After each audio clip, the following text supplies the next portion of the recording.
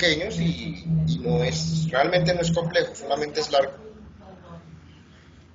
Pero pues teniendo en cuenta que muchas de los pacientes pues van a consultar por alteraciones gastrointestinales, también pues por todo lo que comemos, pues va a haber muchas alteraciones gastrointestinales, ¿sí? O sea, cosas que comamos pues nutrientes o sustancias que pueden ingresar por la boca, entonces pues te vas a dar cuenta que vamos a utilizar mucho este tipo de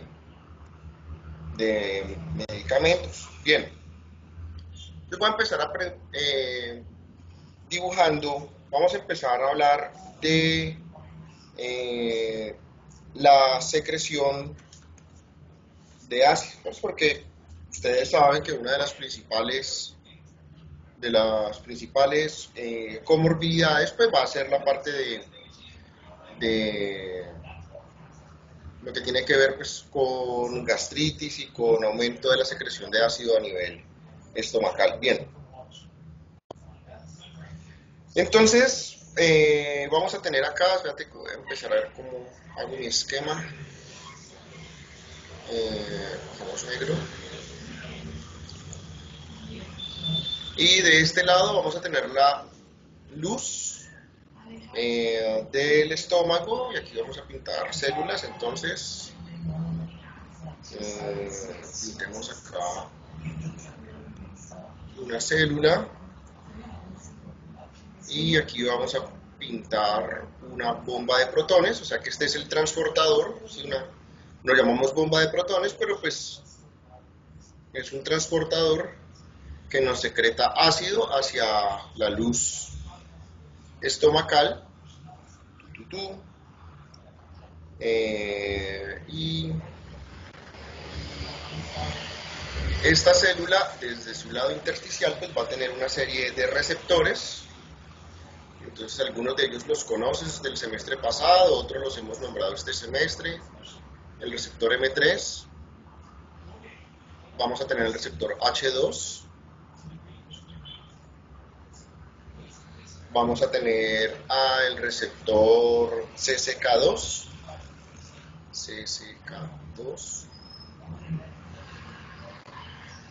y vamos a tener al receptor EP2.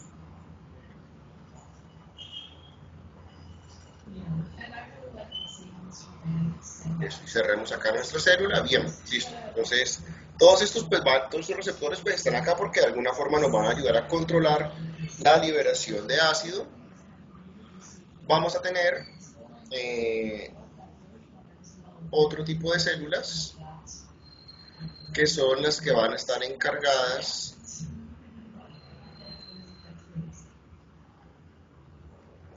de la secreción de moco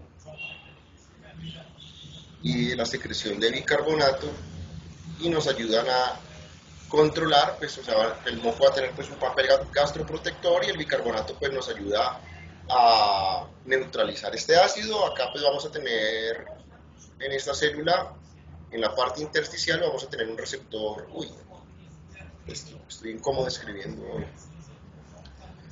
Vamos a tener un receptor M3, perdón, EP3, no M3 sino EP3. Y vamos a tener un receptor M1.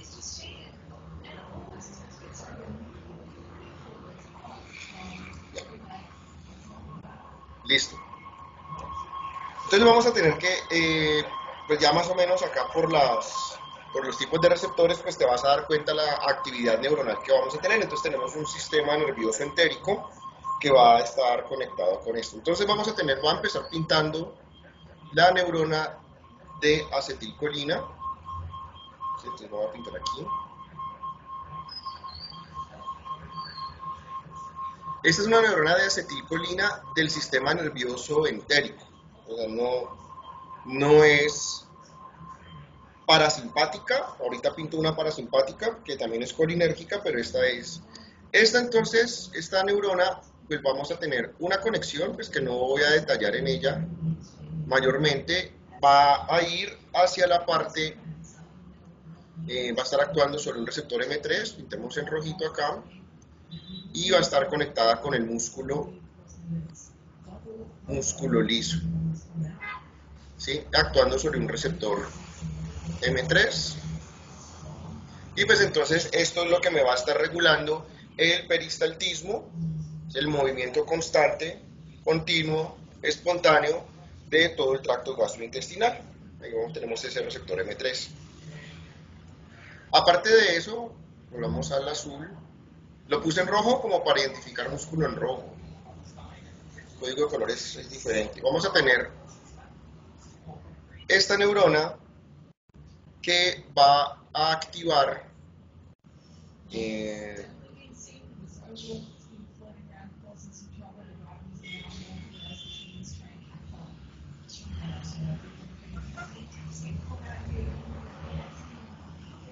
estas células que tienen la capacidad de liberar histamina. Sí, la misma histamina que has visto en otros lados, acá el receptor es un receptor M3 también, se libera histamina. Y esa histamina, pues entonces pues te vas a dar cuenta, pues viene y puede activarte los receptores H2.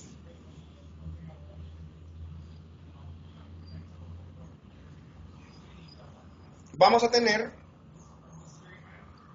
la activación, ¿sí? Por vía de, ahorita sí, entonces sería una neurona colinérgica, no, en azul, perdón. En azul. Esta es una neurona de acetilcolina, pero esta sí es del sistema nervioso parasimpático. Y esta neurona parasimpática me puede producir activación de este mismo receptor, entonces me va a inducir la liberación de histamina, pero también me puede regular la activación de otros tipos de células, como aquí otro color, por ejemplo, escogamos este amarillo. También va a estar actuando sobre receptores M3. Y esta célula lo que me va a producir es que se libere gastrina.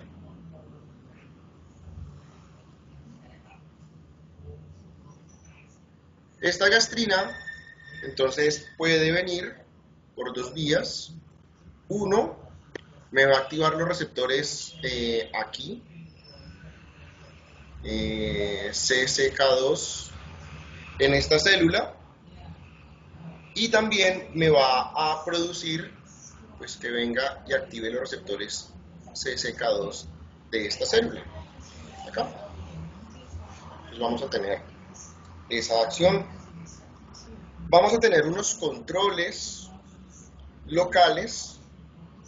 Lo vamos a tener acá. Se me pierde el cursor, aquí está. Eso. Ya utilicé rojo, utilicemos púrpura ya, porque esto tiene tan poquitos colores. Utilicemos rojo oscuro. No se va a diferenciar mucho, pero hay neuronas dopaminérgicas locales.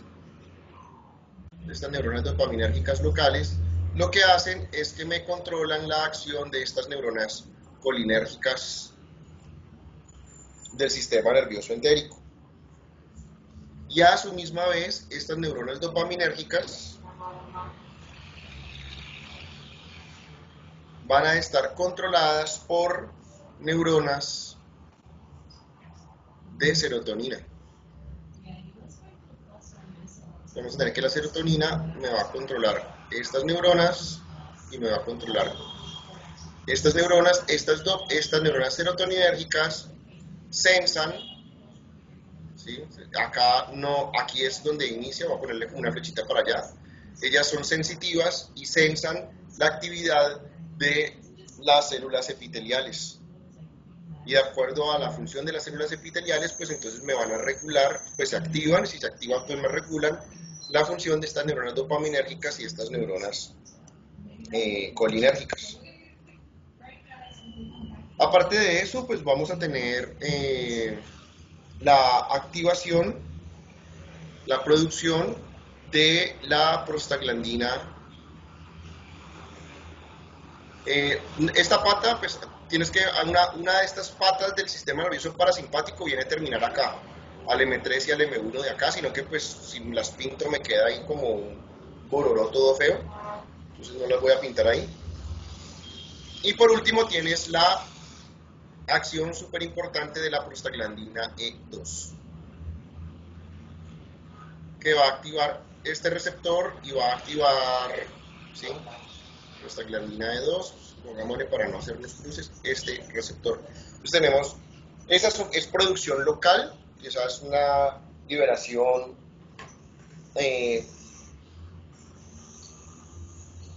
se me fue la palabra, cuando uno libera para que actúe paracrina, ¿sí? Una es una liberación paracrina, lo están produciendo las células y simplemente ayuda para un control local.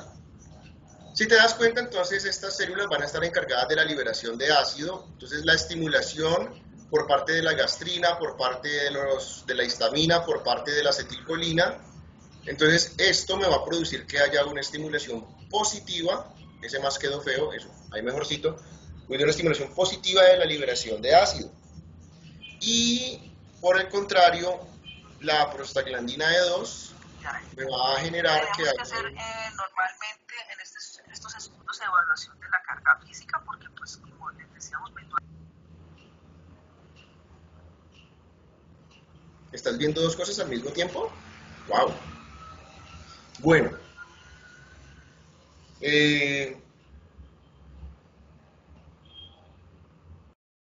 La prostaglandina E2 entonces nos va a producir un control, o sea, nos disminuye la liberación de ácidos. Acá vamos a tener la activación de la prostaglandina E2, nos va a estimular la liberación de moco, la activación del receptor M1 nos va a estimular la liberación de bicarbonato. Entonces ahí vamos a tener lo que es una función normal de, pues, o sea, como en grandes rasgos, las funciones de estos, de esta parte estomacal. Vamos a ver, voy a coger esta neurona, perdón, neurona no, esta célula de acá, y vamos a ver la función de cómo se hace esa secreción de ácido. Entonces aquí pues la pinté como secreción de ácido. Es más o menos así, pero pues no, pues es como un esquema. Vamos a mirarlo desde un punto de vista más fisiológico, cómo está funcionando. Es, bien. Entonces, como es tan grande, como tiene tantos complementos, esta célula que la había pintado de forma vertical en la imagen pasada, la voy a pintar ahorita de forma horizontal. Sigue siendo la misma célula, simplemente le voy a cambiar la orientación. Entonces, para que no te vayas a perder. Entonces voy a empezar acá. Arriba va a estar la luz. ¿Sí? Abajo va a estar el intersticio. Voy acá. Intersticio. Bien. Y vamos a pintar acá la membrana de la célula. ¿Sí? Entonces, aquí pues, acá de este lado va a quedar otra célula. No la voy a pintar, pero pues tú en tu imaginación la pones ahí, por favor. Bien. Listo. Entonces, lo primero que vamos a tener, vamos a ir paso por paso y vamos a ir colocando una cantidad de estructuras que van a estar acá, pero vamos a ir paso por paso. Entonces, lo primero que tenemos acá es una bomba que todos conocemos, que es la bomba de sodio-potasio. Bien.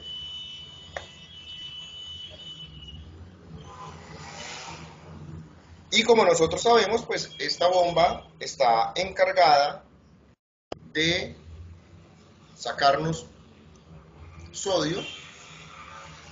Entonces sale sodio y hacia el citoplasma vamos a transportar potasio. ¿Listo? Eso es lo que está haciendo esa bomba.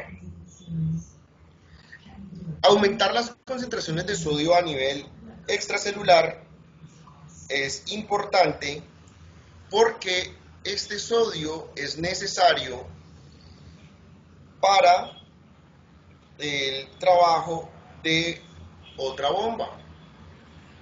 ¿Sí? El transportador, el nombre del transportador lo vas a ver como NKCl1. Un familiar de este transportador es un transportador, lo vimos cuando estábamos viendo furosemida, cuando estábamos viendo renal. Simplemente que lo estábamos viendo en la asa de Henle. Entonces acá es sodio, potasio, cloro, ¿sí? Entonces es el tipo 1, es parecido, pero no es el mismo. ¿Qué va a suceder? Entonces, esta célula va a tomar este sodio que se acaba de... Este sodio que se acaba de transportar hacia acá afuera, lo vamos a tomar y lo vamos a retransportar hacia el interior. Y vamos a tener que ese sodio se transporta, pero pues ya sabemos cómo funciona este transportador. Me va a transportar también potasio y me va a transportar cloro. ¿Qué color le ponemos al cloro? Pongámosle púrpura. Y sabemos que son dos cloros, ¿sí? Es de la misma familia del otro. Bien. El objetivo de esto es empezar a hacer una acumulación. Queremos acumular cloro en el espacio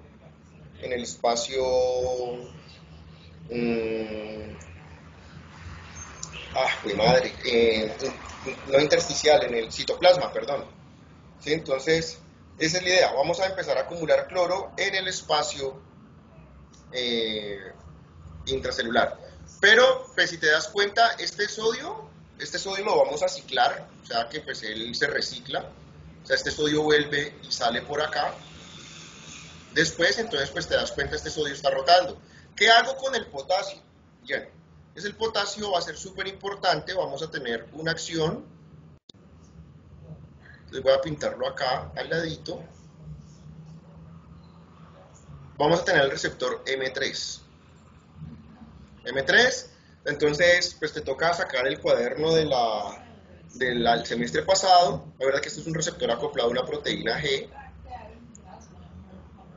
Entonces está acoplado a una proteína GQ. Y pues no habíamos visto que esto lo que hace es que me aumenta la conductancia de calcio. Entonces me va a dejar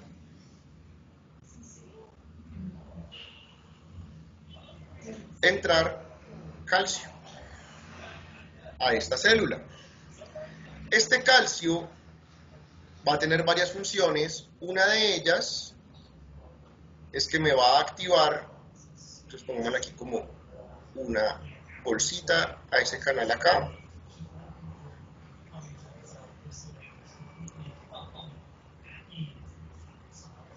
Entonces este calcio lo que hace es que me activa estos canales de potasio que son sensibles a calcio. Como el potasio se me estaba concentrando acá, entonces cuando este canal se abre, pues lo que me va a permitir es la salida de potasio. Este potasio pues va a venir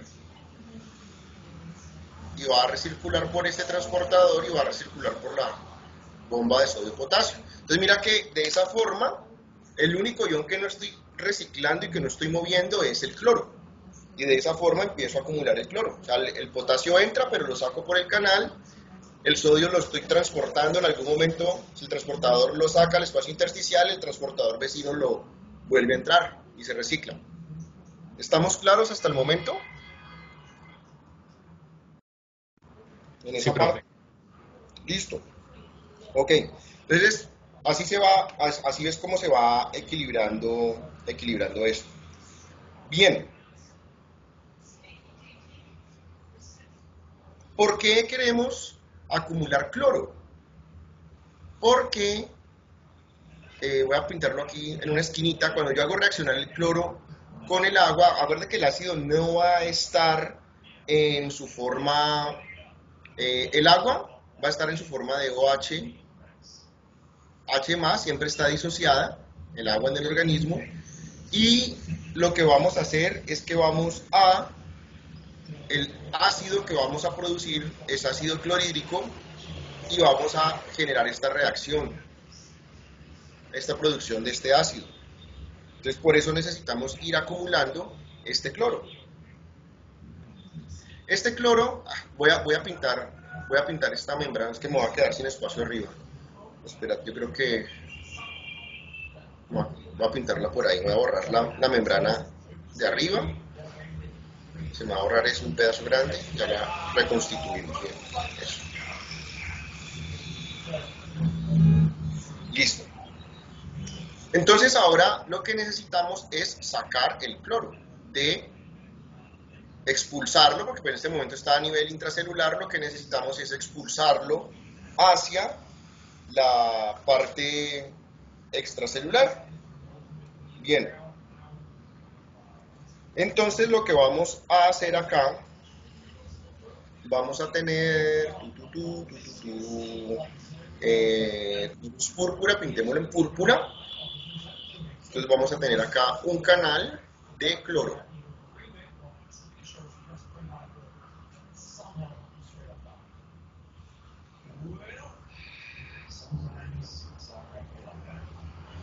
Pero ese canal hay que activarlo. Entonces vamos a mirar cómo lo activamos para que pueda salir, el cloro de la célula hacia la luz. Vamos a ver cómo funciona. Entonces vamos a tener acá la acción de varios receptores.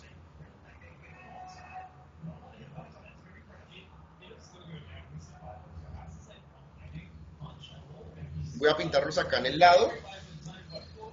Espérate que es que empiezo a fallar por colores, por falta de colores. Bueno. Este va a ser un receptor EP2. Se activa por prostaglandina E2. Y vamos a también tener un receptor EP4. También activado por prostaglandina E2. Vamos a tener un receptor de somatostatina, ¿sí? Es el SST2, se llama el receptor, y pongan aquí somatostatina, sí alcanzó, somatostatina. Vamos a tener un receptor alfa-2, entonces pues ya sabes que acá esto está activado por adrenalina o noradrenalina, ¿te acuerdas? Y vamos a tener que estos receptores lo que nos van a producir es un aumento de la actividad, ¿sí? Los receptores EP2 nos van a producir un aumento de la actividad de la proteína quinasa A. Y esta proteína quinasa A lo que va a hacer es que viene y me va a servir para fosforilar. Peguémosle un fósforo acá, pues se fosforila este canal. Cuando está fosforilado, el canal se abre. Y al abrirse, entonces, lo que me va a producir, cambiemos ahorita así el color al púrpura, es la salida del cloro desde el espacio extracelular. Este cloro tiene que reaccionar, necesitamos agua.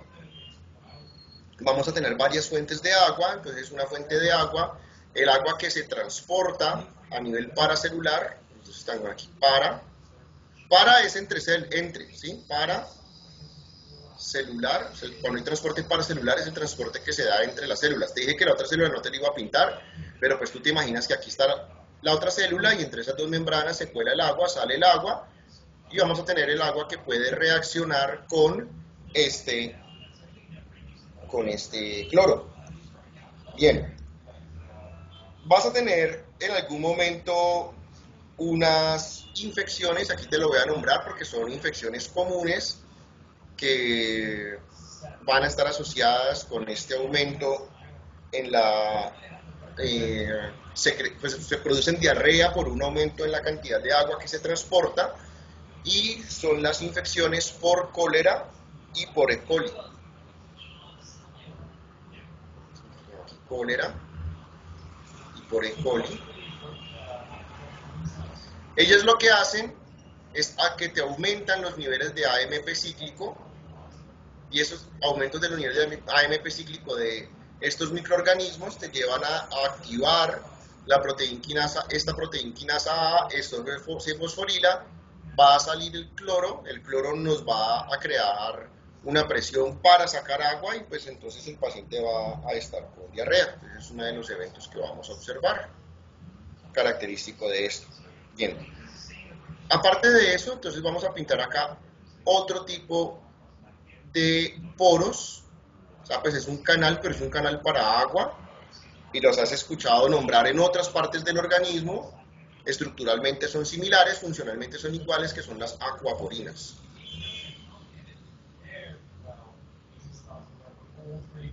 Aqua de agua, porinas de poro. Entonces pues lo que hacen, lo que nos ayudan es a sacar agua, y esto me empieza a aumentar los niveles de líquido que vamos a tener en el sistema. Bien. Ahora lo que vamos a tener es una serie de transportadores, porque en este momento lo que yo necesito es esta agua, pues ya te dije, está en forma de H+, y está en forma de sí, será H+ y HCO3-, realmente, porque pues son las formas como van a estar estructuradas el agua y el dióxido de carbono para formar, para estar formando ácidos y bases. O sea, para estar haciendo dos medios van a estar en esa forma. Entonces, pero lo que yo necesito es concentrar estos ácidos para que formen la sal con el cloro, y que quede entonces de esta forma. Vamos a tener, perdón, se me había olvidado, vamos a tener otro mecanismo de salida de cloro. Voy a pintar aquí este canal de cloro que es sensible al calcio. Entonces vamos a pintarle acá, y vamos, este calcio que se liberó acá, viene, se va a unir a este canal de cloro y nos va a permitir más salida de cloro. Entonces ahí está, tenemos los dos elementos necesarios. Lo que nos falta es concentrar, y aquí tenemos salida de cloro. Tenemos los dos elementos necesarios, necesito concentrar esto. Vale. Entonces lo que vamos a tener es que tengo un transportador de... ¿Qué color no hemos utilizado? El amarillo, sino que el amarillo casi no me gusta. Tenemos un transportador de sodio-hidrógeno.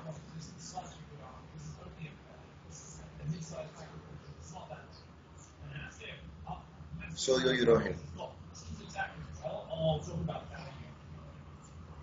Y este transportador entonces lo que va a estar haciendo es que me va a estar metiendo sodio, y cuando me mete sodio me secreta hidrógeno. Eso es lo que estamos logrando. Espérate que el sodio lo hemos pintado de verde.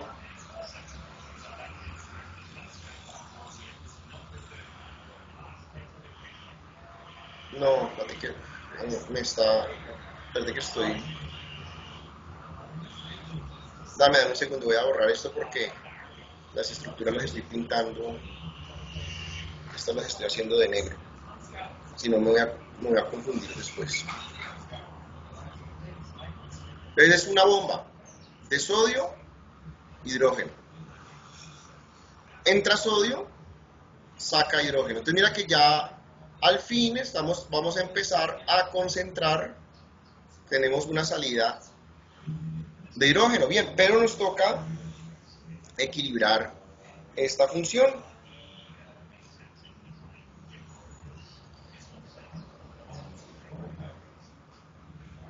y vamos a tener varios mecanismos de regulación de este canal.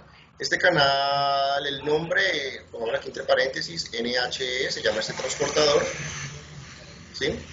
Sodium Hydrogen Exchanger, es lo que quiere decir, ¿sí? Intercambiador de sodio y de hidrógeno, esa es la sigla que le ponen en inglés. Listo. Entonces, lo que necesitamos es producir este hidrógeno. Este hidrógeno lo necesito producir y vamos a nombrar una enzima que habíamos estudiado alguna vez en la vida, que es la anhidrasa carbónica, ¿no? Como que la vimos en diuréticos, sí, en diuréticos. Entonces volvemos a tener aquí a la anhidrasa carbónica,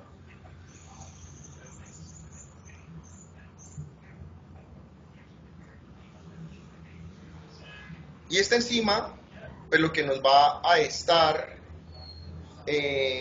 produciendo es hidrógenos más HCO3 menos. Esto lo hace a partir de agua, ¿sí? Cuando suma agua más CO2 me produce esto, y este hidrógeno es el que vamos a poder transportar por acá. Bien. Y vamos a tener un cotransportador de HCO3 menos, ¿sí? Entonces acá vamos a tener un cotransportador de HCO3 menos con cloro. Entonces lo que vamos a hacer es que vamos a tomar este cloro que se ha ido sacando de acá, vuelve y entra, y este HCO3 menos viene por acá y vuelve y entra. Entonces eso es lo que vamos a tener, y pues entonces empezamos a crear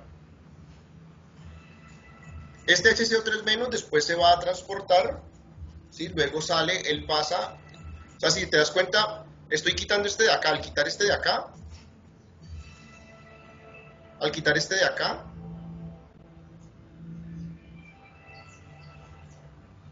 entonces pues estoy dejando una con mayor concentración en esta parte. Este hidrógeno que se produce a partir del agua y del CO2, este hidrógeno que se produce por las anhidrasas carbónicas intracelulares. Entonces mira que ya se empieza a concentrar este hidrógeno, y después lo que empezamos a hacer es que empezamos a regular la producción de este HCO3. Se me empieza a concentrar, tengo este de acá y tengo este de acá, se me empieza a concentrar, luego este HCO3 con este sodio y este HCO3, pum, se van hacia la parte intersticial, y eso es lo que vamos a tener. Hay otros reguladores ahí, otras moléculas que me van a ayudar a regular. Este sodio es necesario para poder transportar este HCO3. Voy a tener otras moléculas que me ayudan a regular ese sodio. Tengo canales de sodio.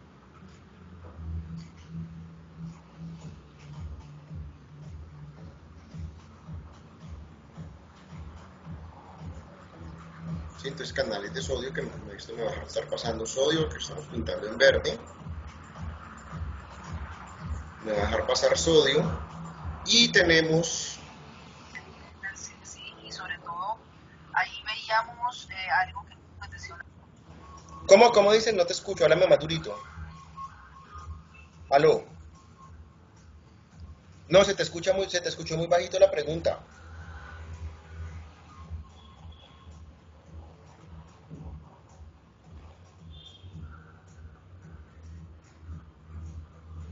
Ahora no se te escucha nada la pregunta. Bueno,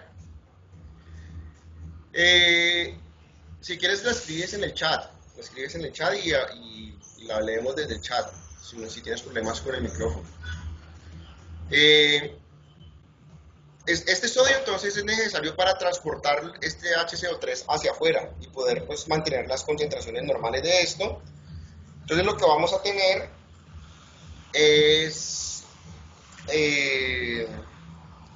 puede entrar por acá, puede entrar por un transportador que tú conociste, el tipo 2, que es el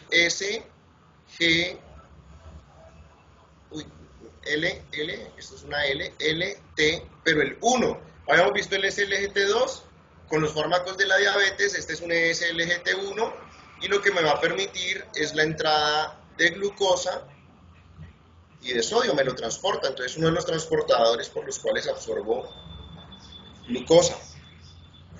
Entonces vamos a tener estos canales, estas vías de entradas de sodio, y pues este sodio ya te dije es necesario para ese transporte. Y de esa forma entonces pues vamos a tener que hay una regulación de los niveles de ácido y las concentraciones a nivel celular, ¿sí? Entonces vamos a tener estas regulaciones. Y entonces me ayuda a regular los niveles de diversos niveles pues, de agua, electrolitos a nivel gastrointestinal. Bien, vamos a pasar ahora a ver los diferentes fármacos. Como te dije, esta era como la parte más compleja, pues porque son una cantidad, sobre todo es un sistema, pues sí es un sistema bastante complejo, por lo que tiene muchas interacciones, es independiente del sistema, pues tiene una interacción del sistema nervioso autónomo, pero pues también tiene un sistema nervioso entérico que tiene unas funciones locales, una cantidad de hormonas que van a funcionar a nivel. Pero farmacológicamente es muy fácil. Vamos a empezar con el grupo de fármacos que están diseñados para disminuir las concentraciones de ácido.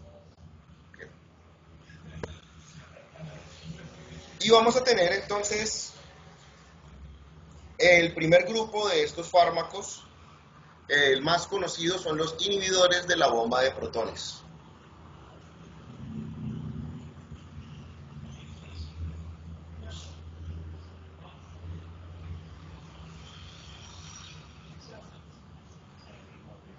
Inhibidores de la bomba de protones, ya los has escuchado en otras ocasiones, ¿sí? Está el omeprazol, el lansoprazol,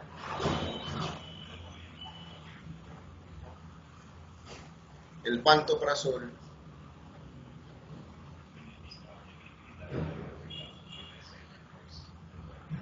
entonces, regulando acidez, estos fármacos son los más efectivos. Estos fármacos te pueden variar el pH estomacal y puedes lograr tener un pH entre 4.5 a 5.5. O sea que varían en una buena cantidad, en una gran magnitud del pH. Acuérdate que los pHs son logaritmos de la concentración de hidrógenos. Entonces, cuando tú cambias de 2 a 3, no estás cambiando en un factor de 1, sino que estás cambiando en un factor de 10. Cuando cambias de 2 a 4, no es en un factor de 2, es en un factor de 100. Y así sucesivamente. Cada vez que te muevas 2, 3, o sea, le vas colocando más ceros. Sea que se esté acidificando o se esté alcalinizando, pues entonces significa que se está reduciendo en esa medida la concentración de hidrógeno. Entonces pasar de un pH de 2 a un pH de 5.5 es más de 10.000 disoluciones que estamos haciendo en esa concentración de hidrógeno, pues por eso son bastante efectivos. Entonces, los utilizamos, podemos utilizarlo como gastroprotectores. Entonces, por ejemplo, piensa que vas a hacer un tratamiento prolongado con AINES en un paciente. Y pues ya habíamos estudiado que los AINES pues van a alterar la función gástrica y van a aumentar pues esa secreción de ácido y van a producir gastritis. Sabes que este es un evento adverso que va a presentar, entonces pues puedes utilizar el el fármaco como un gasto protector para que para que el paciente no vaya a desarrollar esta enfermedad. Entonces sí, hay muchos fármacos que van a producir irritación gástrica. Entonces, muy utilizados para eso. También, pues te vas a dar cuenta que los combinamos, ¿sí?, junto con antibióticos, principalmente con claritromicina y metronidazol.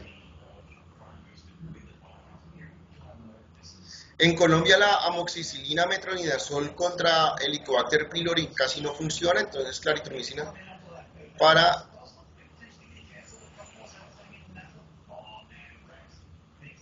para infecciones, pues, personas que están con gastritis y donde las biopsias han resultado positivas para Helicobacter pylori, entonces pues se utiliza esta combinación. El Helicobacter pylori en este pH no sobrevive, entonces la combinación, la terapia triple, pues la combinación de antibióticos hace que las bacterias que sean resistentes a uno pues se mueren con el otro, y el cambio del medio ambiente pues hace también que la bacteria sea sensible. Entonces vamos a tener ese tipo de interacciones. Los efectos adversos son bastante pocos, o sea, es bastante tolerado. Uno de los efectos adversos que podemos tener es la producción de diarrea.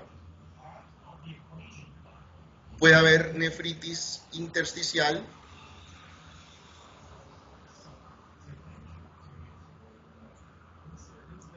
El tratamiento crónico, y estamos hablando de varios meses o varios años, puede producir un déficit de la vitamina B12. Y pues le das más vitamina B12 al paciente, o le pones un complejo B intramuscular y se solucionó ese efecto adverso. Y no está definido, porque no hay una causalidad, o sea, no se puede decir que el que toma omeprazol le da, pero pues hay una posible asociación del consumo crónico, no porque usted se tomó un omeprazol el fin de semana pasado porque tenía mucha acidez por todas las empanadas y cerveza que comió, pero sí en el consumo crónico, lo mira que lo estoy colocando en signo de interrogación, posible aparición de tumores endocrinos. Pero pues no es algo que esté determinado, es un posible hallazgo. De los otros medicamentos que tenemos para disminuir los niveles de hidrógeno, tenemos los antagonistas de los receptores de histamina tipo 2, ¿sí? H2. Y nos queda la cimetidina. Si te diste cuenta, aquí ya salió del mercado,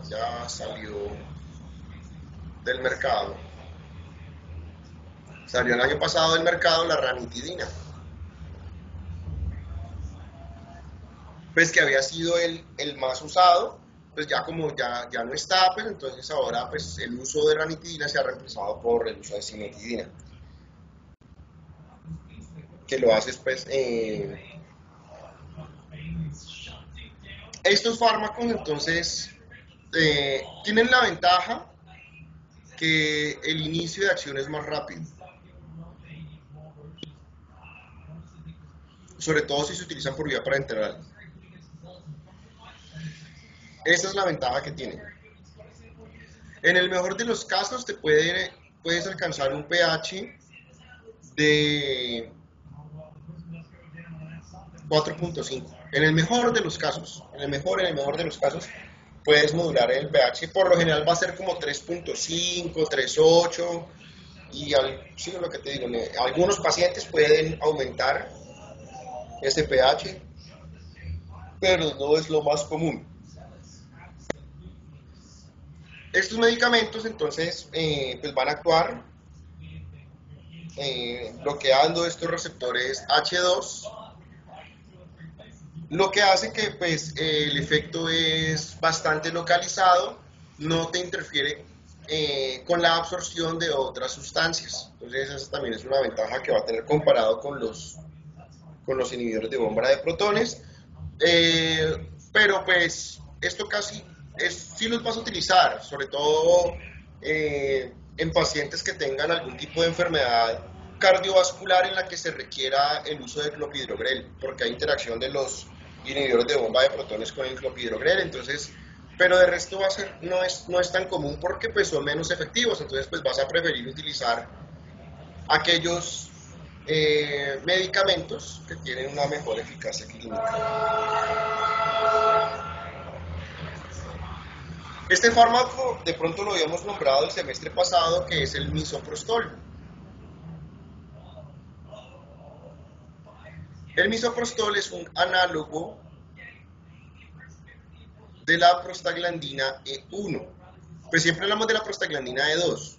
¿Cuál es la prostaglandina E1? No, simplemente las prostaglandinas tienen unos dobles enlaces, se le cambia el doble enlace, lo que hace que las prostaglandinas tienen vidas medias de segundos, son muy cortas sus vidas medias. Entonces, al cambiar ese doble enlace, esta prostaglandina E1 tiene una vida media mucho más larga. Y es importante porque pues queremos que el fármaco permanezca más tiempo en el organismo para que realice su función. Entonces, esa es la única diferencia, pero pues realmente va a funcionar como un agonista de los receptores EP. Este medicamento no lo vamos a utilizar tanto en el tratamiento de gastritis, sino más bien en el tratamiento de úlceras. Que entró el solazo por la ventana. En el tratamiento de úlceras. Como con un coayudante, tampoco va a ser que solamente vas a hacer tratamiento de úlceras con este fármaco. Te ayuda mucho, sobre todo en pacientes que tienen úlceras y que han venido consumiendo AINES, sea por ignorancia del paciente o como efecto adverso del AINE general en una úlcera, entonces van a servir. Pues por los efectos de la prostaglandina E2, pues van a imitar los mismos efectos, entonces pues vamos a tener que hay un aumento en la secreción de moco, lo que le da un papel gastroprotector al misoprostol, y vamos a tener pues que va a estar involucrado también en la disminución de ácido. No vamos a medirle a esto a qué pH me lo va a subir, porque realmente es muy poco. Esos tratamientos con misoprostol pues son, como digo, el misoprostol es complementario, el paciente va a estar con su omeprazol y además de eso pues le vas a mandar misoprostol, o sea, como algo complementario a ese tratamiento. Acuérdate que el misoprostol pues, es un medicamento de control por ser teratogénico, es un medicamento que se puede utilizar para inducir abortos o inducir parto, entonces por eso pues, va a ser un medicamento de control, y a veces pues, eso también hace que el uso del fármaco se limite en algunos pacientes. Vamos a hablar de los más comunes y de los medicamentos de tienda, que son los antiácidos. Tenemos varios antiácidos, pues el más conocido por todos es el bicarbonato de sodio.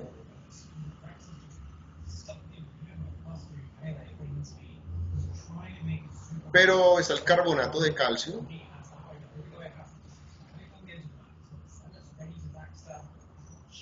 Tenemos hidróxido de aluminio y tenemos hidróxido de magnesio.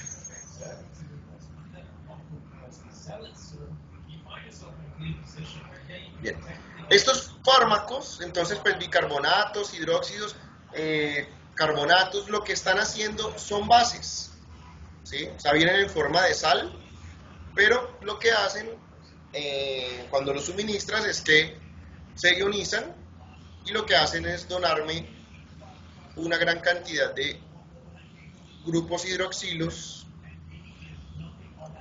al sistema. ¿Para qué?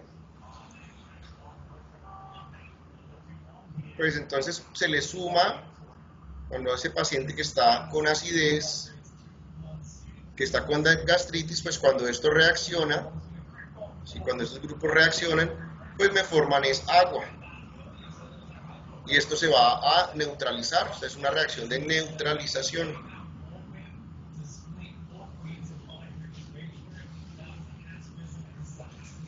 Bien, una de las cosas que hay que decirle al paciente, porque pues el paciente a veces no entiende bien la química de los ácidos y de las bases, vamos a dibujar el estómago como si fuera un tanque que tiene cierta capacidad, y en ese tanque tenemos cierta cantidad de ácido, digamos ahí. Listo.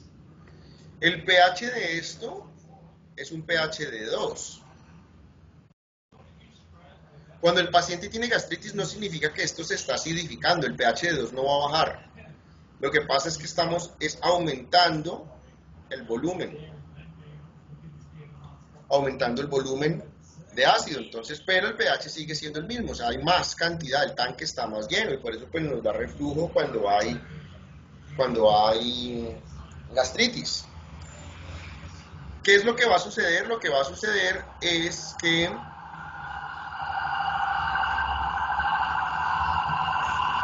si yo le coloco agua, tengo gastritis, y tomo agua, entonces lo que estoy haciendo es que estoy llenando más el tanque. Acuérdate que te acabo de decir que estos son logaritmos de hidrógeno. Entonces, el diluir esto, para yo pasar de un pH 2 a un pH 3, tengo que utilizar 9 veces más este volumen. Pero mira que aquí la cantidad de volumen que puse pues fue un poquito, no más. Entonces, realmente, tomar agua, que es una de las cosas que comúnmente la gente hace, no me diluye el ácido, pues si esto pasó de un pH digamos a 2.1, no hice nada, pero sí me rebosó el tanque. Esto significa que va a ser más fácil hacer un reflujo gastroesofágico y va a ser más incómodo para el paciente. Por eso pues utilizamos antiácidos. El antiácido pues es una cucharada, o sea, viene altamente concentrada esa base para ayudarnos a neutralizar. Tampoco es la panacea, o sea, pues un antiácido te va a alterar, o sea, el volumen sí va a seguir siendo el mismo, simplemente que el pH te lo altera levemente. Puedes llegar a un pH de 2.5 a 3 más o menos con un antiácido. Y eso pues ayuda temporalmente a regular. ¿Por qué? Porque pues el estómago va a seguir liberando ácidos y al cabo de las horas pues volvemos a tener ese pH de 2. ¿Qué va a querer hacer el paciente? Pues otra vez ando con ese reflujo y voy a querer pues tomar más antiácidos. Bien, no vamos a tener ningún problema por el lado de las OHs, tómese todos los OHs que usted quiera. El problema son estos señores de acá. Entonces imagínate, tu paciente es hipertenso y le mandaste dieta baja en sodio y pues está con una gastritis horrible y lo único que hace es tomar bicarbonato de sodio, entonces le aumentas la cantidad de sodio por el antiácido. O una persona que sea susceptible a hacer cálculos biliares o cálculos renales, pues le mandas carbonato de calcio, pues vamos a aumentar ese riesgo de esos cálculos. El hidróxido de aluminio produce estreñimiento y el hidróxido de magnesio produce diarrea. A veces los combinan. Yo no me acuerdo cómo se llama el medicamento, pero vi la presentación que era hidróxido de aluminio y magnesio. Entonces como que el que peca y reza empata. Entonces vamos a tener como... Los efectos adversos pueden ser por la cantidad de electrolitos, no tanto por los grupos hidroxilo que estemos suministrando. Entonces son muy utilizados, pero pues ya sabes que es para algo muy temporal, o sea, para después del guayabo. O sea, no podemos hacer un tratamiento de una gastritis crónica con antiácidos. El paciente que está con una gastritis crónica pues puede tener el antiácido como en algún momento que pues no sé, estábamos con los amigos y vieron empanada con cerveza, pues comí, me dio gastritis y pues en ese momento, aparte de mi omeprazol, pues me tomo el antiácido, pero no algo como para hacer un tratamiento crónico con antiácidos. Van a estar ahí como más para una ayuda del momento. Vamos a hablar de el sucralfato. Sucralfato, que lo puedes llamar sucralflato. Ya te voy a decir por qué. El sucralfato son polímeros, ¿sí? Son polisacáridos de sacarosa.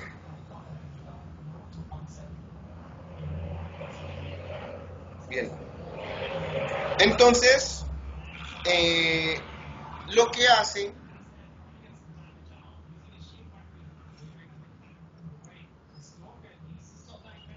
el fármaco es un carbohidrato no absorbible. Y lo que hace el fármaco es crearme una película protectora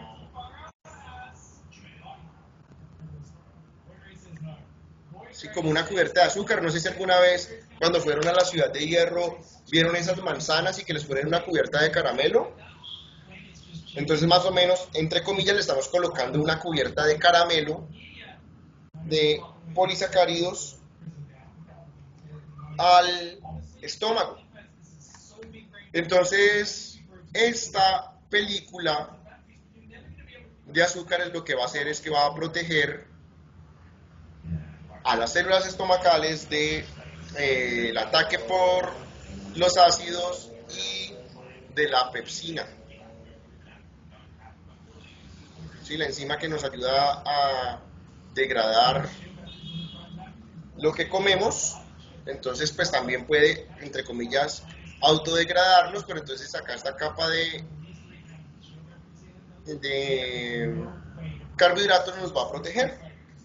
Entonces eso nos va a ayudar a que no se genere, no sé, pues no, si hay una úlcera en desarrollo, si una úlcera formada, pues entonces nos crea una barrera protectora sobre la úlcera, entonces sirve como un protector de mucosa gástrica. Hay otro fármaco que se llama el bismuto. El bismuto también tiene una función protectora, entonces es igual en la pared del estómago. No es de carbohidratos, pero también tiene una actividad bactericida, entonces me ayuda a controlar al Helicobacter pylori y además de eso tiene una función como antiácido. Entonces tiene tres funciones. En este momento me puede funcionar como pues un antiácido, o sea que cuando el ácido intente pues llegar acá a atacar la pared del estómago, pues entonces el fármaco lo que va a hacer es neutralizarlo. Esto pues también me impide que el ácido ataque, pues en ese proceso de neutralización me está creando una barrera y me impide que se me alteren las células de la pared del estómago y las bacterias que estén infectando esto, pues el mismo fármaco las va a matar. Entonces vas a ver muchos tratamientos antibióticos que vienen acompañados del omeprazol y además de eso también se le da bismuto al paciente. Eso es lo que vamos a tener de estos medicamentos que son para regular los niveles de hidrógeno.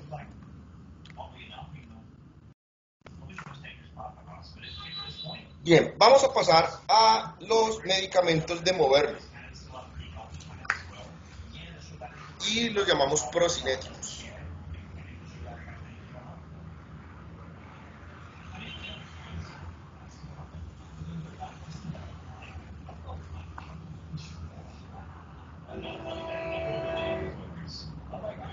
Entonces vamos a tener, pues obviamente, puedes tener varias causas de estreñimiento por alteraciones del sistema nervioso, inducidas por fármacos, ¿sí? Por alguna enfermedad. Entonces tenemos que estos fármacos lo que van a ayudarnos es a aumentar la motilidad intestinal. Hay varios fármacos en este grupo de procinéticos, entonces pues los podemos catalogar como antagonistas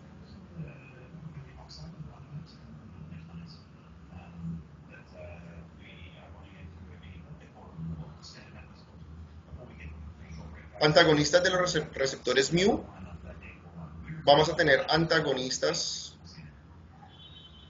de los receptores 5-HT4, vamos a tener antagonistas de los receptores D2, tenemos agonistas de los receptores de motilina, y tenemos análogos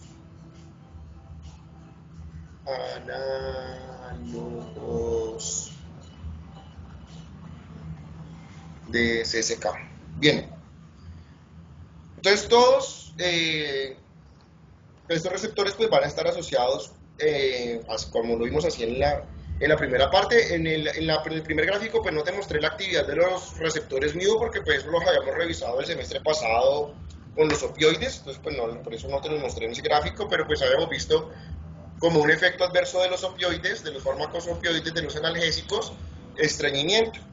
Entonces acá uno de los fármacos que podemos utilizar como procinético es el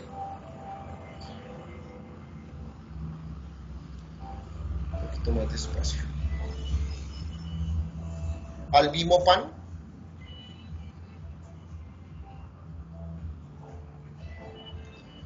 Entonces, al ser un antagonista de los receptores mu, los opioides endógenos no pueden trabajar, entonces no te van a disminuir no está ese control negativo sobre la motilidad intestinal y pues hay un aumento de la motilidad.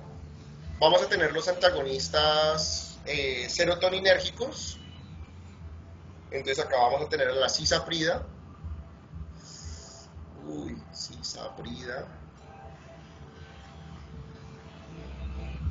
y a la prucaloprida.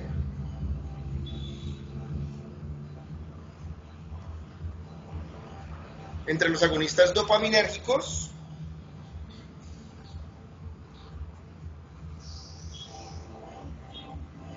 a la dronperidona y a la metoclopramida.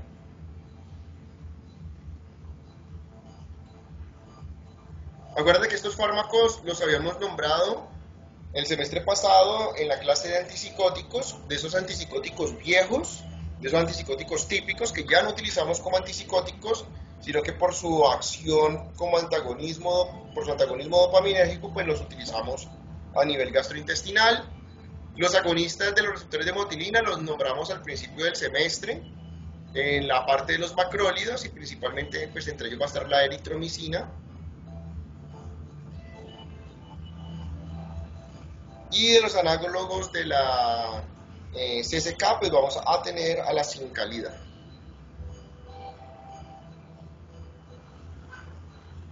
Pues son fármacos que van a tener pues, la habilidad de aumentarte la motilidad intestinal. ¿Sí? Entonces cuando el paciente pues está presentando una disminución en su... ¿ya? Hay otro tipo de fármacos que van enfocados más hacia la parte de ayudarle al paciente a evacuar el contenido gastrointestinal, que son los laxantes.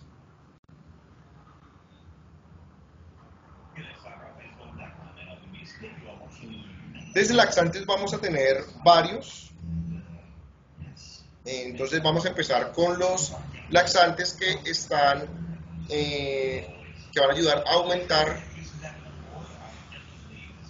el volumen de las heces. Estos pues son los más conocidos por nosotros porque son las fibras. ¿Sí? Entonces cuando a uno le dicen ay, que coma pitaya o coma papaya o coma pan con salvado, pues lo que están es estamos aumentando el consumo de fibra. Pero pues si el paciente no quiere consumir fibra, pues le podemos mandar psyllium o metilcelulosa.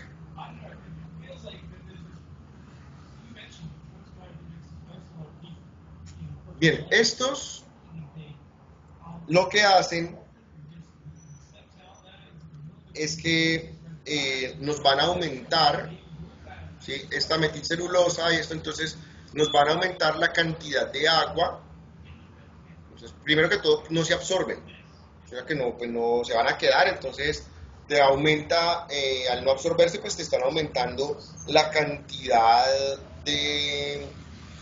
del bolo alimentario, y como no se van a absorber, pues entonces pues los vamos a desechar tal cual. Y pues van a ayudarnos en cierta medida a atrapar agua. Entonces el fármaco más el agua pues nos ayuda a aumentar el volumen y pues nos va a producir que haya un reblandecimiento de las heces, y pues eso nos va a ayudar a evacuar. Vamos a tener otro grupo que son los suavizantes.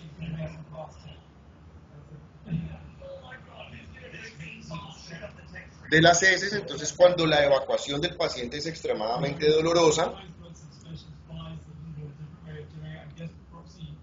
vamos a utilizar aceites minerales.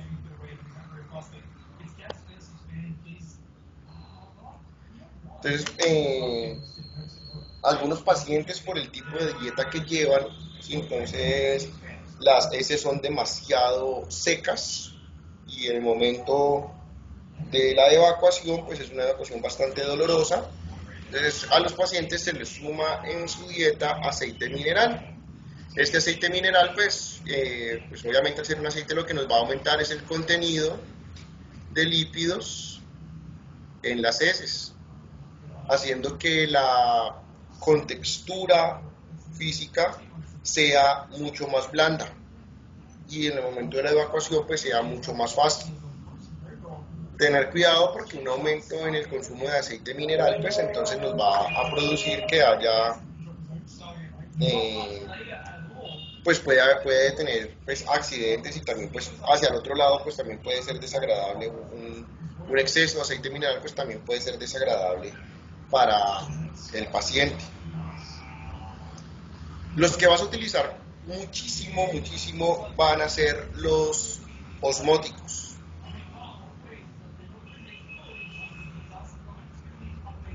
Los osmóticos, entonces entre los osmóticos vamos a tener al polietilenglicol,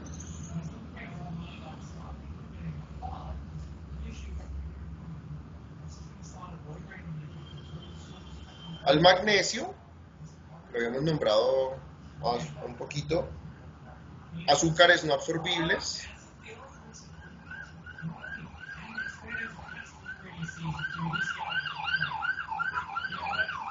como la lactulosa o el sorbitol. Son osmóticos, significa que estos fármacos no se van a absorber a nivel gastrointestinal, se quedan junto con las heces. Entonces está el fármaco, crea una presión osmótica, ¿sí? Entonces está el fármaco, y al crearse una presión osmótica mantiene el agua, y entonces esto lo que te va a producir es que haya una mayor hidratación de las heces, y pues entonces vamos a tener un reblandecimiento de las heces y una facilidad para evacuar. Hay que tener cuidado, porque pues un aumento en el uso de estas sustancias pues lo que te puede producir son diarreas masivas y también una deshidratación de la persona. O sea que igual, ni muy poquito ni mucho. Los azúcares no absorbibles nosotros no los absorbemos, pero las bacterias sí las pueden metabolizar, y podemos tener producción pues de gases. Entonces puede haber, sobre todo pues obviamente con los que son azúcares, puede haber un aumento en la frecuencia de las flatulencias en el paciente pues porque pues esto es comida para las bacterias, no para nosotros, pero para las bacterias sí. Y pues esto te puede aumentar el estrés gastrointestinal que está sufriendo el paciente. Vamos a tener unos laxantes que son estimulantes. Entonces, estimulantes. También los podríamos meter en el grupo de los procinéticos. O sea, me sirven para ambos, me sirven para aumentar motilidad intestinal, y me servirían para ayudar al paciente a evacuar. Y lo hemos nombrado en el transcurso de este año porque es uno de los fármacos muy utilizados, que es el bisacodilo. Bisacodilo, sí. Esto va a funcionar como un agonista de los receptores M3. Y pues vamos a tener este fármaco, la acción parasimpática de este fármaco es un fármaco que se distribuye muy poco, o sea que se queda actuando a nivel local y me produce pocos efectos sistémicos parasimpáticos, entonces por eso es un fármaco de elección para esto. Y pues vamos a tener esa acción M3 que me aumenta la motilidad intestinal. Otros fármacos, ¿sí? Si el abuelito anda por ahí, usted pregúntele al abuelito sobre el aceite de ricino.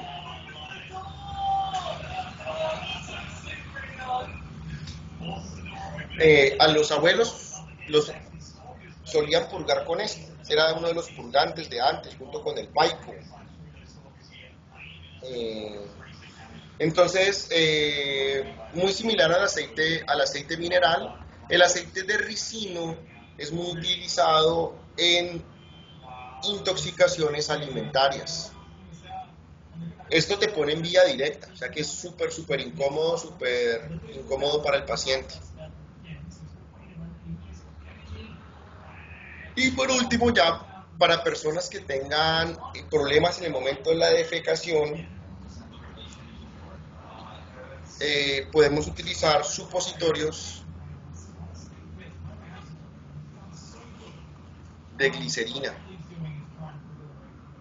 La glicerina va a ayudar a lubricar el recto y a facilitar la evacuación. Entonces, ya no es un problema que tenga un paciente que tenga un problema con su motilidad intestinal, sino que simplemente hay un endurecimiento de las heces, hay una mala lubricación y el paciente no puede defecar. Entonces, para ayudarlo en ese proceso de defecación, pues se pueden utilizar supositorios de glicerina.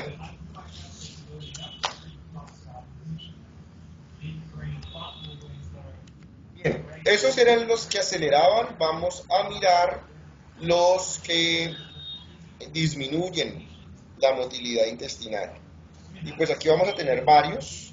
Vamos a empezar hablando de los antiespasmódicos. Y ya los conoces también, porque los vimos el semestre pasado, antiespasmódicos.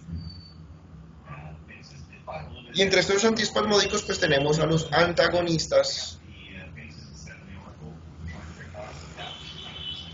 M3.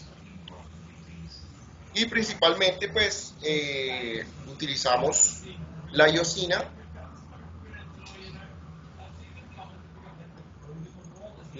entonces pues ya sabes que esto es escopolamina.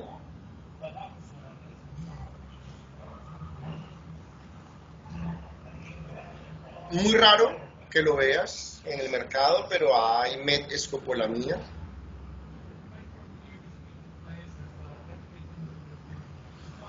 Que es una variación química de la escopolamina, obviamente, que lo hace que sea menos liposoluble y entonces su acción va a ser más localizada y menos probabilidad de efectos adversos. Y hay otro fármaco que también es muy raro que lo veas, pero se puede utilizar como antiespasmódico, lo conoces como su uso en asma y en EPOC, que también es un agonista de M3, que es el glicopirrolato.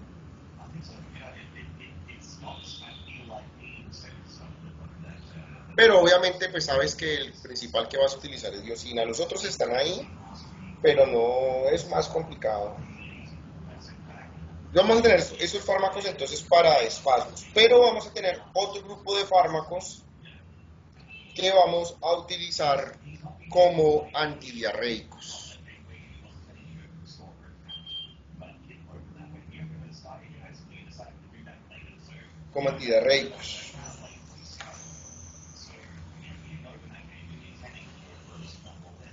Entonces vamos a tener acá los agonistas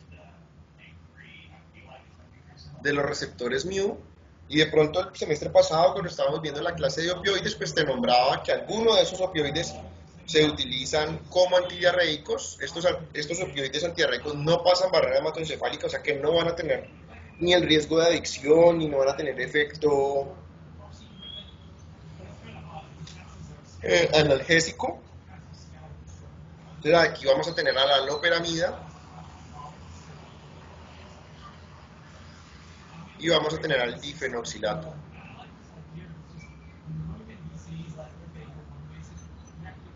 Pueden venir mezclados con otros antagonistas de los receptores M3, que también vimos el semestre pasado en otras funciones, que es la atropina. Entonces puedes tener la atropina combinado con estos opioides para el tratamiento de la diarrea, pues ambos fármacos nos van a detener motilidad intestinal. Vamos a tener entre los antidiarreicos los antagonistas de los receptores 5-HT3, que también pues vamos a nombrarlos en los antieméticos.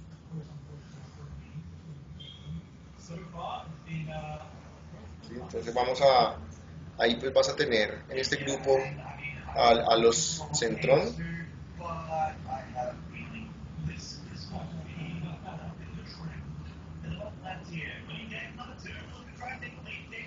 este medicamento principalmente cuando hay intoxicación por alimentos.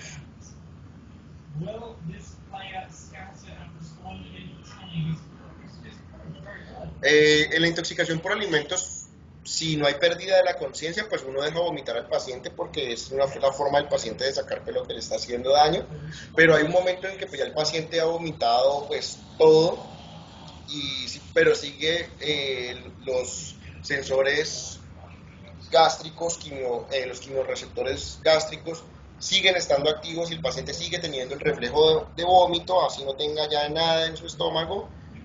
Y una de las formas de ayudarlo a controlar eso es con un antiemético, y este pues también te va a ayudar a disminuir la diarrea. Y pues muchas de esas intoxicaciones por alimentos pues vienen, pues sabemos que tenemos infecciones por salmonelas o algunas otras bacterias, y pues necesitamos el tratamiento antibiótico complementario. Vamos a tener unos antidiarreicos que son secuestradores de ácidos biliares, que los hemos visto en otras clases con el nombre de resinas.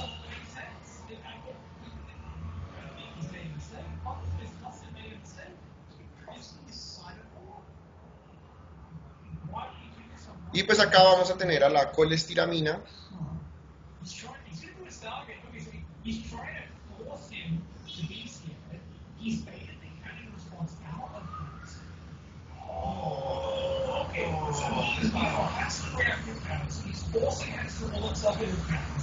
y el colesevelam. Estos fármacos, entonces, si te acuerdas de las resinas, son fármacos que sirven para atrapar y atrapan grasas. Entonces también, sobre todo si son diarreas inducidas por algún tipo de sustancia, entonces te van a ayudar a atrapar la sustancia en el tracto gastrointestinal.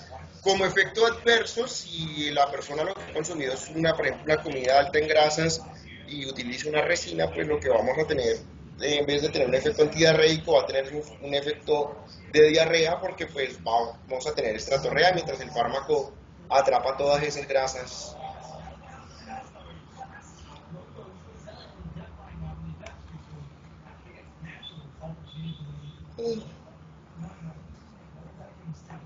Otros antidiarreicos que tienen un uso muy puntual, ¿sí? Entonces la clonidina, que habíamos estudiado en el sistema nervioso autónomo como un antihipertensivo de acción central, se puede utilizar en pacientes con diarrea diabética.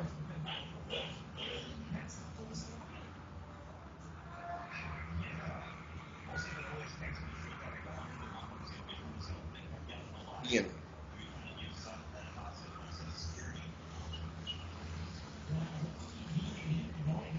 Listo. Para terminar, vamos a hablar de un grupo grandísimo de fármacos que son los antieméticos. También ya los hemos nombrado mucho,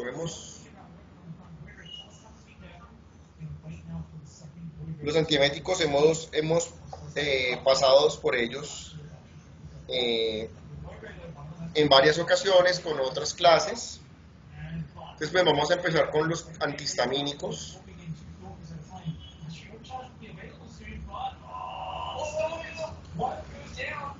Y pues entonces el bloqueo H1 en sistema nervioso central te disminuye el vómito, sobre todo cuando es por movimiento.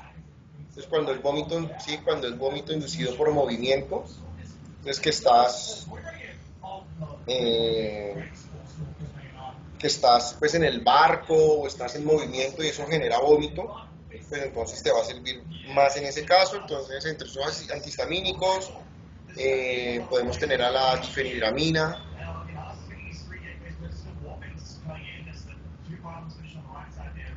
y vamos a tener a la prometacina.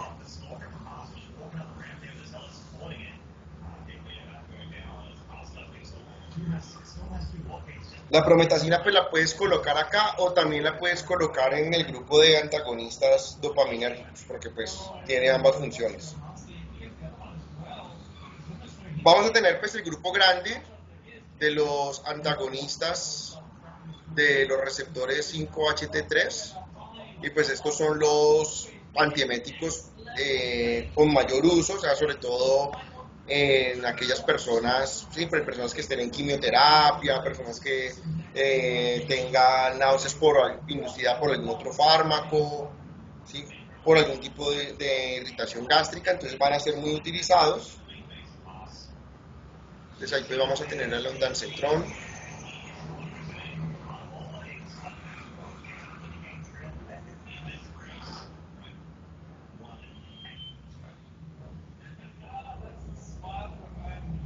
dolasetron,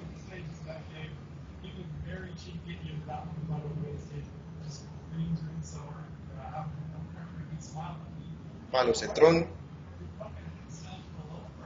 y pues todos estos fármacos terminados en cetrón van a estar ahí en ese grupo. Entonces pues es una inhibición de la actividad serotoninérgica a nivel del sistema nervioso del tallo cerebral. Entonces pues te va a ayudar a disminuir el reflejo de emesis en los pacientes.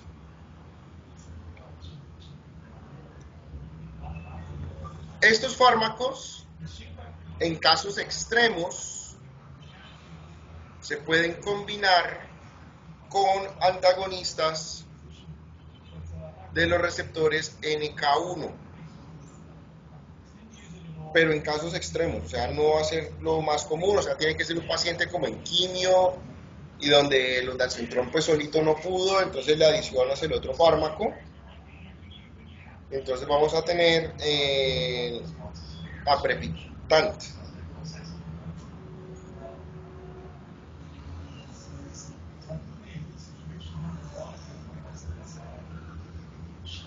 Entonces, y lo usas en combinación para eso. De los fármacos conocidos, entonces también de los antieméticos, a estos antieméticos realmente, lastimosamente, les han hecho muy mala publicidad, pero siguen siendo muy buenos, antieméticos dopaminérgicos. La cuestión es que pues desde que hay redes sociales, cuando le pasa algo malo a alguien con un medicamento, pues sale gritando por Facebook y por Instagram y por Twitter, y la gente pues no entiende de efectos adversos, la gente del común no entiende de efectos adversos, y pues por eso, ay no, yo de eso no me voy a tomar, o no me voy a poner, o no me voy a aplicar. Y pues mira lo que está pasando con la vacuna de AstraZeneca, que la gente no se la quiere poner, pues porque supuestamente se va a infartar, y pues realmente no es así de cierto, o sea, sí en un porcentaje muy bajo, pero díganle lo mismo del cigarrillo. Ah, no, es que ahí sí fuman. Entonces igual, con esto, entonces, por ejemplo, me acuerdo hace unos cuantos años, le dieron metoclopramida a un niño Y pues la metoclopramida tiene efecto dopaminérgico y el niño hizo una sintomatología extrapiramidal y el papá lo filmó con el celular y subió pues así una chorrera, un discurso grandísimo escrito a redes y se volvió viral. Y pues la gente como que pues le hizo el feo a la metoclopramida, pero pues realmente no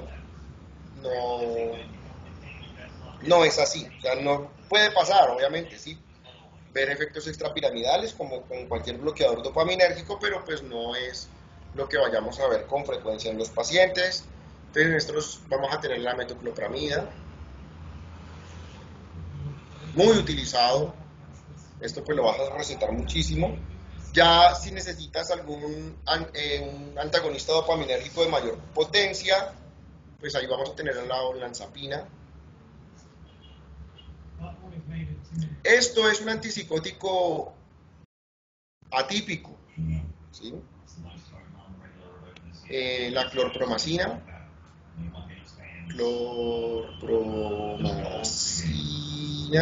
este es un antipsicótico atípico, y la clorpromacina,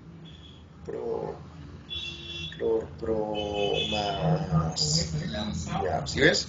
Entonces, pues todos eran antipsicóticos, este es el único que es atípico, los otros son antipsicóticos típicos. Y por último, pues entonces no muy usado, voy a ponerlo aquí al ladito, vuelve y aparece en este grupo de antieméticos, no es muy usado con este fin, ¿sí? Los antagonistas M3, pero pues vuelve y aparece la escopolamina.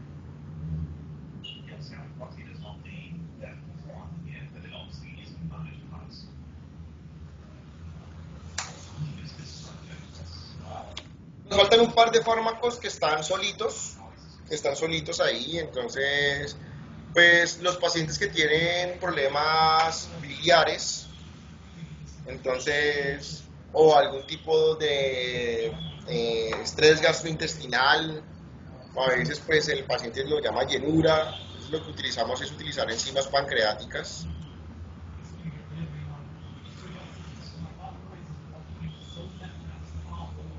Esto para ayudar a metabolizar el bolo alimentario y poderlo procesar y que el paciente pueda hacer una mejor absorción. Se llaman así enzimas pancreáticas, sí, ahí vas a tener, a veces le llaman también sales biliares. Se dice, le vamos a mandar sales biliares al paciente, es la misma vaina. Y el otro fármaco es la simeticona.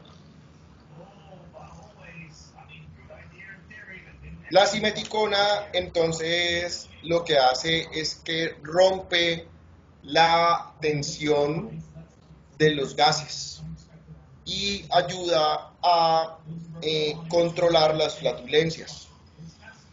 Es para eso, entonces para un paciente que está presentando muchas flatulencias y es incómodo para el paciente, no quiere decir que les vaya a hacer desaparecer, no, sino que pues no va a salir así la metralleta de flatulencia, sino que pues ayuda a controlar, porque destruye las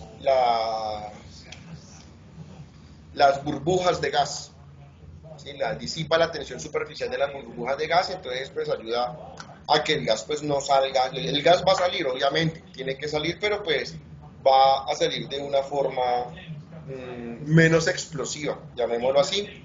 No